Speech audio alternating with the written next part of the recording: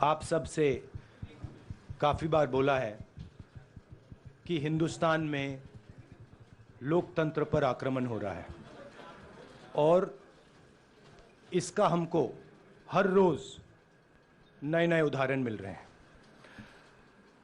सवाल मैंने एक ही पूछा था,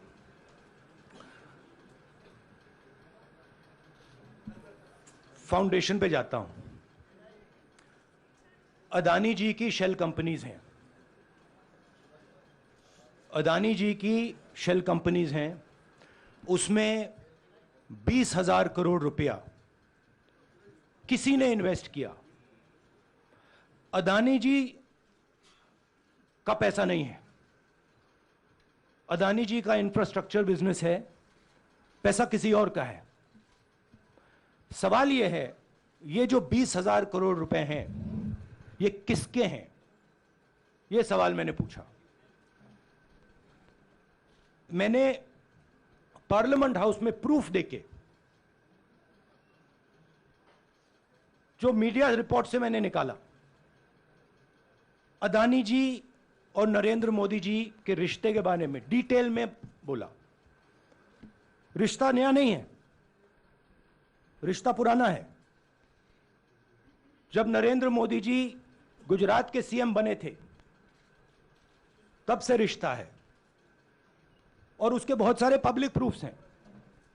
हवाई जहाज में मैंने फोटो दिखाई, नरेंद्र मोदी जी बड़े कंफर्ट में बैठे हुए थे अपने दोस्त, अपने मित्र के साथ। पार्लियामेंट में मैंने दिखाई। यह सवाल मैंने पूछा। फिर मेरी स्पीच को एक्सपंज किया गया।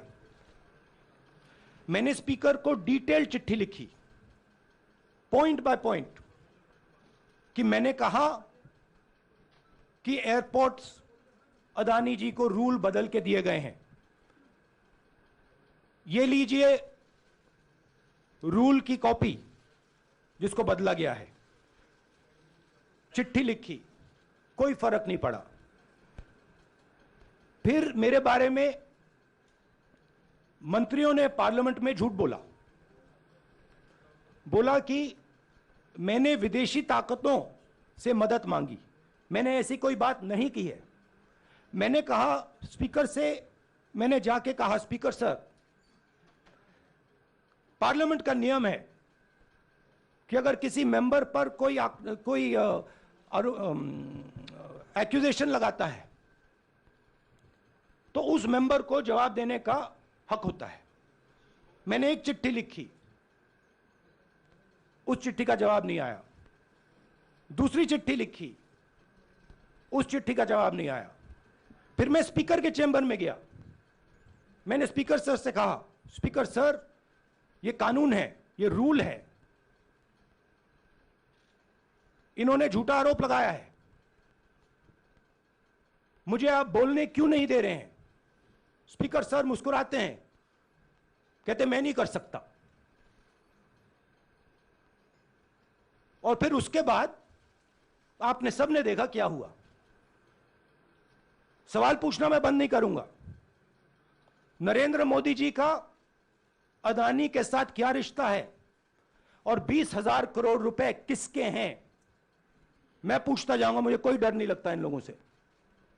और अगर ये सोचें कि मुझे डिस्क्वालीफाई करके, धमका के, जेल में डाल के मुझे बंद कर सकते, नहीं, मेरी वो हिस्ट्री नहीं है। मैं हिंदुस्तान के लोकतंत्र के लिए लड़ रहा हूं और मैं हिंदुस्तान के लोकतंत्र के लिए लड़ता रहूंगा। किसी चीज से नहीं डरता हूं, यह सच्चाई है। अब आप सवाल पूछिए। एक एक करके प्लीज। हाँ मोहित, I'll say it in English also. sorry.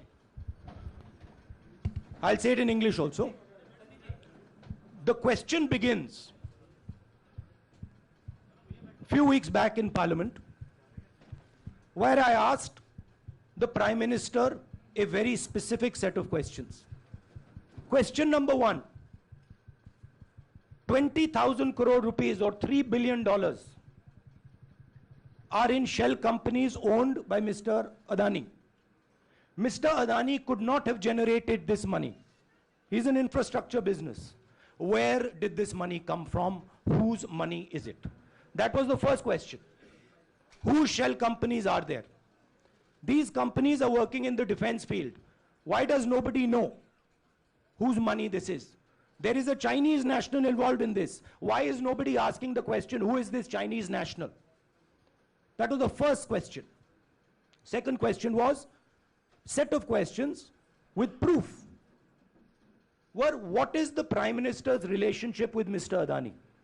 I showed a picture of the Prime Minister and Mr. Adani's plane relaxing. I gave documentation about the defense industry, about the airports, about statements made in Sri Lanka, about statements made in Bangladesh, pictures of Mr. Narendra Modi sitting with the State Bank chairman in Australia. And I put this proof on the table. Immediately after that, the BJP started its work. My speech was expunged. I wrote a letter to the Speaker with a detailed explanation on the defense industry, on the airports, with press clippings, supporting documents, legal documents, and said, this is the supporting foundation of my speech. I have not made this speech, I have not invented this. This is detailed research, here it is. Nothing happened. Nothing was revoked. My speech today is not part of the record of Parliament. The same, by the way, was done with Mr. Kharge. After that, BJP ministers lied about me in Parliament. They made the statement to distract from the Adani issue. The whole game, disqualification, and all these statements are to distract from the central question, whose money is it? 20,000 crores, whose is it? Kiska hai ye? That's the main question. The whole thing is to distract. So, they said that I've asked foreign forces to help India.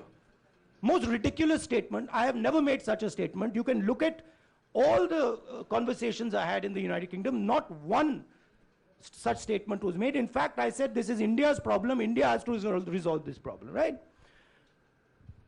A minister lies on the floor of the House. I wrote to the Speaker and I said, Speaker, sir, it is my right as a member of Parliament, when somebody makes an accusation, to state my position. Please let me state my position. The first letter is not answered. I then write a second letter with more details, saying the names and what was said. Still no answer. I then go to the Speaker's chamber and I say, Speaker, sir, what is going on? We live in a democracy. You are the defender of that democracy. Why are you not letting me make my statement? The Speaker smiles and says, I cannot do that. Come and have a cup of tea with me. Right? So this is the whole drama that is being orchestrated to defend the Prime Minister from the simple question, whose 20,000 crore rupees, whose $3 billion went to Mr. Adani shell companies? हाँ जी मोहित, एक minute, सबको मौका मिलेगा. राहुल जी, मोहित दुबे हूं मैं. मेरा सवाल यह है कि आप शहीदों. By the way, sorry, I just need to finish that. I left out a part. Look, I'm here defending the democratic voice of the Indian people. I will continue to do that. I'm not scared of these threats, of these disqualifications, of these allegations, of these prison sentences. I don't care. I'm not scared of them. Okay? These people don't understand me yet. I am not scared of them. They are used to everybody being scared of them. I am not scared of them. Right? And I will continue to ask the question, what is the Prime Minister's relationship with Mr. Adani? It is an old relationship. It is a relationship that began when he was Chief Minister of Gujarat. Mr. Adani constructed the idea of Resurgent Gujarat, organized all that. This is a partnership. It's a close partnership. I'm going to keep asking that question. Rahul ji, मैं मोहित दुबे हूं. मेरा सवाल यह है कि आप शहीदों के परिवार से आते हैं. आपकी दादी भी डिस्क्वालीफाई हुई, जनता के बीच गई. आप सत्ता में वापस आए। आज के दौर में राहुल गांधी भी डिस्क्वालीफाई हो गए हैं क्योंकि तमाम आपने इश्यूज को उठाया, चीन के इश्यूज को उठाया। क्या राहुल गांधी भी जनता के बीच में जाएंगे और वही वापसी फिर से करेंगे? राहुल गांधी भारत जोड़ो यात्रा में 4.5 महीने जनता के बीच में रहेंगे और वो मेरा काम है, वो मैं करता जाऊंगा। हाँ जी अनवर, अनवर आज के हिंदुस्तान में जो पहले राजनीतिक पार्टियों को सपोर्ट मिलती थी, मीडिया से मिलती थी, बाकी इंस्टीट्यूशन से मिलती थी, वो नहीं मिलती है। तो ऑपोजिशन की पार्टीज को एक ही रास्ता है, जनता के बीच में जाने का। हाँ जी अनवर। सर, भारतीय जनता पार्टी ने आप पर ओबीसी समुदाय के अपमान का आरोप लगाया है, इस पर आप क्या जवाब देना चाहेंगे भारतीय जनता पार्टी को? मैं पिछले भारत जोड़ो यात्रा में, आप मेरी कोई भी स्पीच देख लीजिए, मैं वहां कह रहा हूं सब समाज एक हैं, सबको एक साथ चलना चाहिए, भाईचारा होना चाहिए, नफरत नहीं होनी चाहिए, हिंसा नहीं होनी चाहिए। तो मेरी पोजीशन बिल्कुल क्लियर है। ये ओबीसी का मामला नहीं है, ये नरेंद्र मोदी जी और अदानी जी के रिश्ते का मामला है। 20,000 करोड़ रुपए जो अदानी जी को पता नहीं कहां से मिले, उसके बारे में मैं सवाल पूछ रहा हूं और उसका जवाब चाहिए। बीजेपी ध्यान को भड़काने की कोशिश करती है, कभी ओबीसी की बात करेगी, कभी विदेश की बात करेगी, कभी कुछ और बात करेगी, कभी डिस्क्वालिफिकेशन की बात करेगी, मगर सवाल यही है 20,000 करोड़ रुपए, $3 बिलियन किसका था? संजय मिश्रा। और वो अदानी का पैसा नहीं हो सकता। Sanjay Mishra.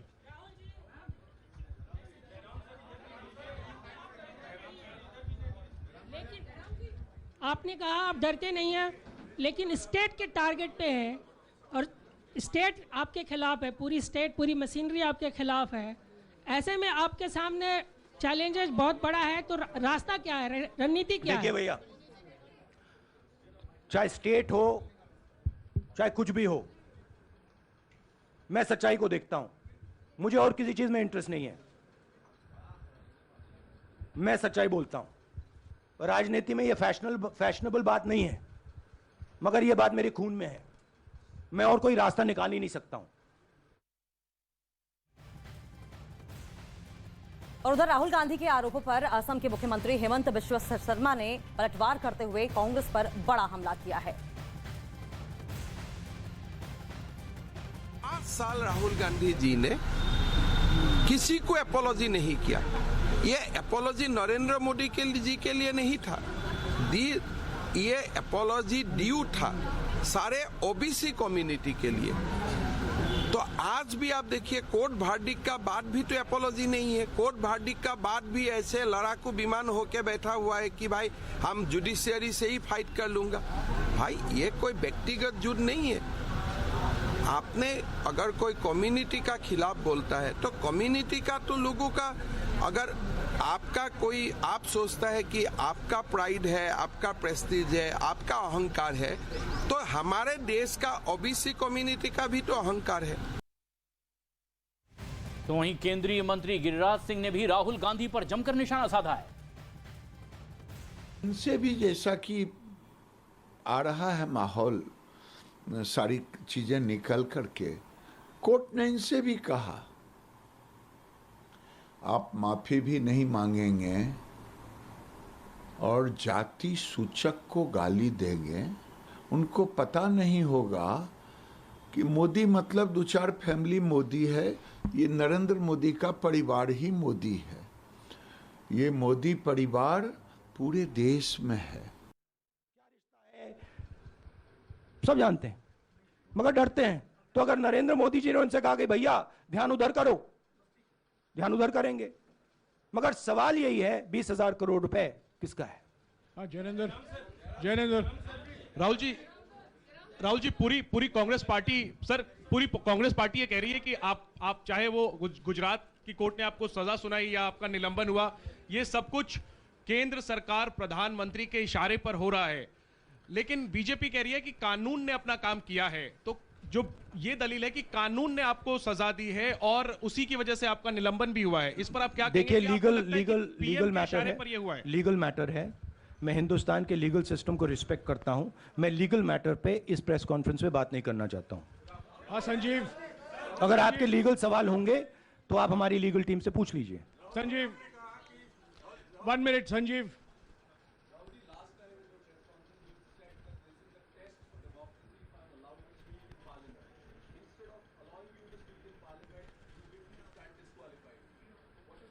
No, look, please understand why I have been disqualified.